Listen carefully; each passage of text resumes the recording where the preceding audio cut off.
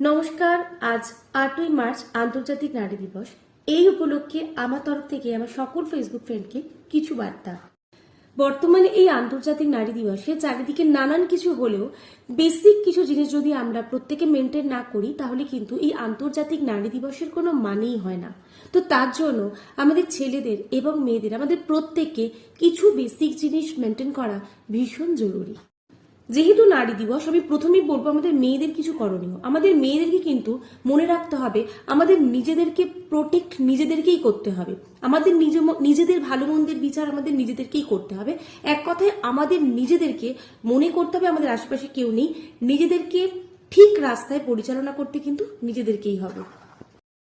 আগেকার দিনে সমাজ ব্যবস্থা এরকম ছিল, মেয়েরা করতো বাড়ির কাজ আর ছেলেরা করতো বাইরের কাজ। তাই মেয়েদেরকে ঘর সংসারের কাজে নিপুণা হতে হতো। তারা সেলাই করতে জানতো, তারা রান্না বান্না ভালো করে করতে জানতো। কিন্তু যেহেতু বর্তমানে সমাজ ব্যবস্থাটা অনেকটা পাল্টে গেছে, এখন মেয়েরাও ছেলেদের সঙ্গে কাঁধে কাঁধ লাগিয়ে বাইরের কাজ করছে এবং ছেলেরাও মেয়েদের সঙ্গে কাঁধে কাঁধ লাগিয়ে তারা কিন্তু বাড়ির কাজও করছে। তো আমাদের সমাজ ব্যবস্থা কিন্তু এখন এরকমই।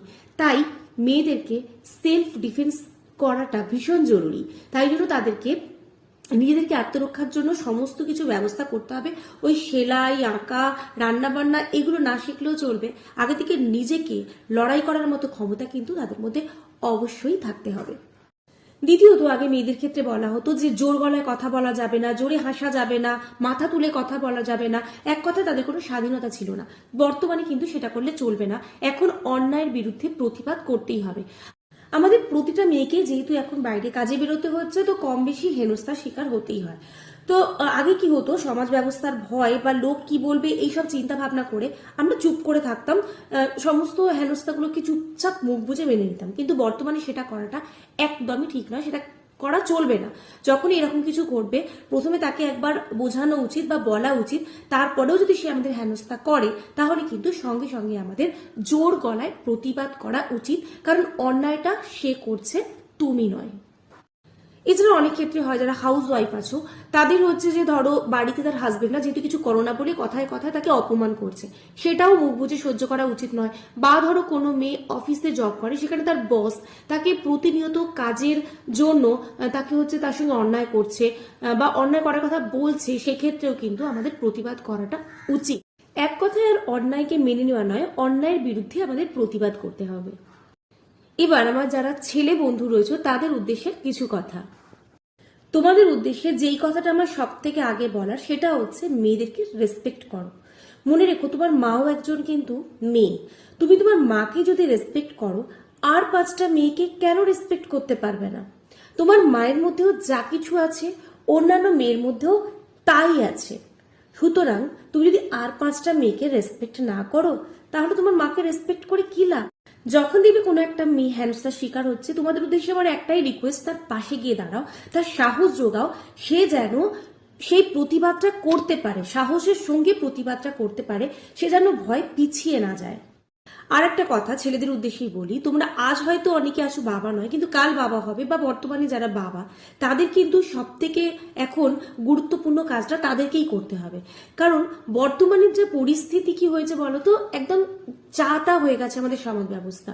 তো আমাদের যেটা নতুন প্রজন্ম তৈরি হবে তাদের প্রতি দায়িত্ব পালন করাটা কিন্তু আমাদের ভীষণ জরুরি। তো সেটা সব থেকে বেশি বড় বড় দায়িত্ব যার কাঁধে পড়ছে সেটা হচ্ছে একটা বাবা। আমি অনেক মানুষকে দেখেছি যারা বাড়িতে মানে বাইরে যখন যাচ্ছে একদম সুটেড বুটেড একটা রেসপেক্টেড পার্সন, একজন রেপুটেড মানুষ, তিনি সকলের কাছে ভীষণ একজন ভালো মানুষ, সবাই পুজো করে এরকম, কিন্তু সেই মানুষটাই বাড়িতে তার নিজের স্ত্রীর সঙ্গে অত্যাচার করে, তাকে মানসিক নির্যাতন করে। নিজের স্ত্রীর সঙ্গে বলো বা নিজের বাড়ির সমস্ত মেয়েদের সঙ্গে, তাদের সঙ্গে গালিগালাজ করে, তাদেরকে তুই তাকারি করে, তাদেরকে যা খুশি তাদের উপর মানসিক প্রচন্ডভাবে অত্যাচার করে। সেই মানুষটা এবার বাইরে যখন যাচ্ছে একদম সুটেড বুটেড হয়ে, কেউ আর বুঝতে পারবে না যে মানুষটা এরকম বলে। তো সেটাও করা কিন্তু আমি বলবো চরম অন্যায়, চরম অন্যায়। যখন বাড়িতে এই ব্যবহারটা করছো, তোমার বাড়ির যে ছোট বাচ্চারা রয়েছে সে যখন এটা দেখবে তখন হয়তো সে কিছু বলতে পারবে না, কিন্তু সেই শিক্ষাটা সে নিয়ে বড় হবে এবং বড় হয়ে কিন্তু সে কখনোই কোনো মেয়েকে সম্মান করতে পারবে না। আর সম্মান করতে না পারলে আজকে যে আমাদের সমাজ ব্যবস্থা এরকম, আজকে আমাদের মেয়েদেরকে আমাদের অধিকার নিয়ে লড়াই করতে হচ্ছে, আমাদের মানে নিজেদের অস্তিত্ব টিকিয়ে রাখার জন্য লড়াই করতে হচ্ছে, এই দিনটা কিন্তু কখনোই আর বন্ধ হবে না, এরকম থেকেই যাবে। তো সেটা থেকে আমাদের বেরোতে গেলে অবশ্যই আমাদের বাড়িতে, বাইরেরকে আমি পরে দেখব, আগে বাড়ি থেকে শুরু করো। বাড়ির প্রত্যেকটা মেয়েকে সম্মান করো, তারপর বাইরের প্রত্যেকটা মেয়েকে সম্মান করো। তাহলেই দেখবে তুমি ঠিক থাকলে আমাদের পরবর্তী প্রজন্ম কিন্তু ঠিক থাকবে।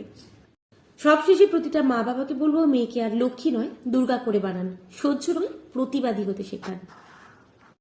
আই হোপ একদিন সেরকম দিন আসবে যেদিন প্রত্যেকটা ছেলে প্রত্যেকটা মেয়েকে এতটাই রেসপেক্ট করবে যে মেয়েদেরকে আর আলাদা করে নারী দিবস পালন করতে হবে না।